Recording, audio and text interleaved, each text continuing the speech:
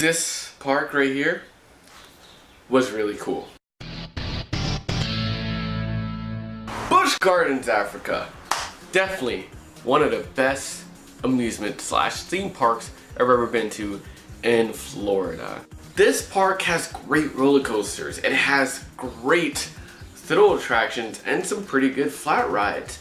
But what really makes this still a good theme park? Let's talk about roller coasters first before we get into all the other things. So first off, the roller coasters here are really good. I'm really happy that Busch Gardens is kind of owned by the SeaWorld Corporation, which really kind of means what SeaWorld gets for its roller coasters, Busch Gardens will get too. And for what I can really say about the roller coasters, it's actually really good.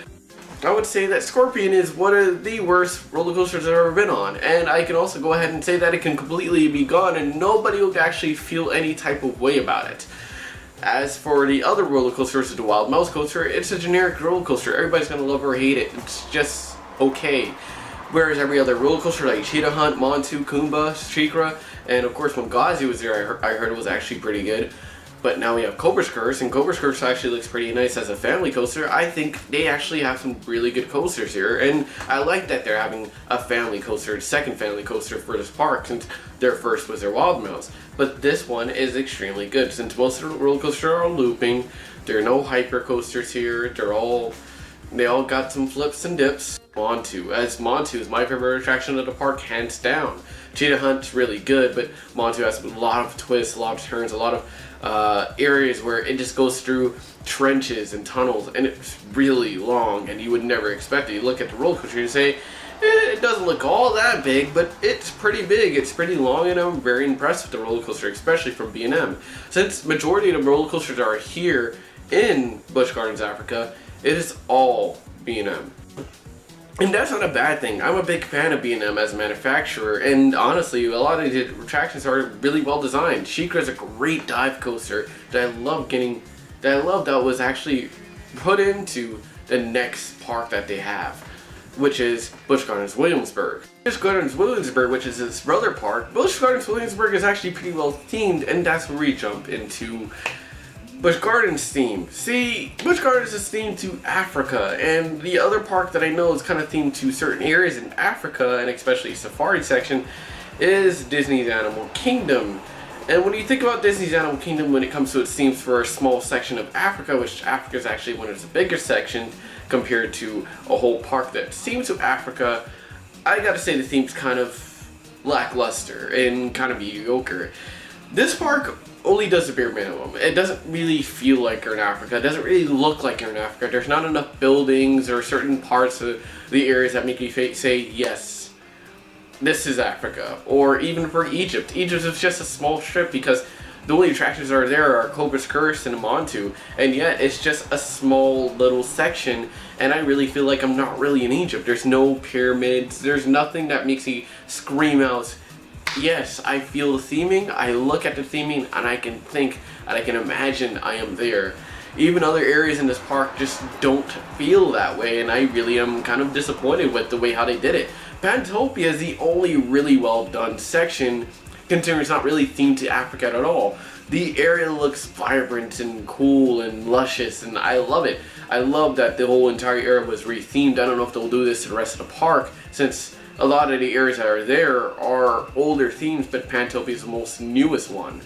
As for what I can say about it, it's just kind of sad that the rest of the areas are just not well themed. They can always, for me, I feel like the park can always retheme these areas or build something to make these areas look like they are part of Africa. Kind of like Williamsburg. Busch Gardens Williamsburg looks like areas in Germany or Europe. It looks that way, especially with Verbolten and its theme. It looks like it's in the Black Forest of Europe, and honestly, this is just the saddest part about Busch Gardens Africa. Well, the attractions are really good, and of course now the flat rides that we're going to go into soon are really good. The theming is pretty trash. As for the flat rides and the thrill rides, well, the best flat ride there is definitely one of the ones that they built about 2 years ago, which is Falcon's Fury. Falcon's Fury? Oh man. Falcon's Fury was so damn good. It was so freaking good. Basically, you're going up like 300 feet, but really like 270, and then they point you to the ground.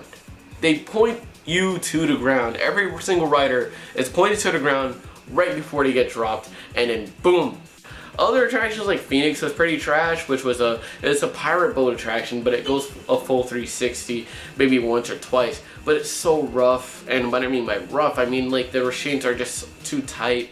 It's uncomfortable, and it's just not fun. And I really regret going on and wasting most of my time waiting for that attraction, which was pretty much no wait. Literally it was like 5 minutes, but still 5 minutes I could have used on other attractions like Montu or anything else. And my rating is going to be definitely an 8 out of 10. It's good, but it needs some work.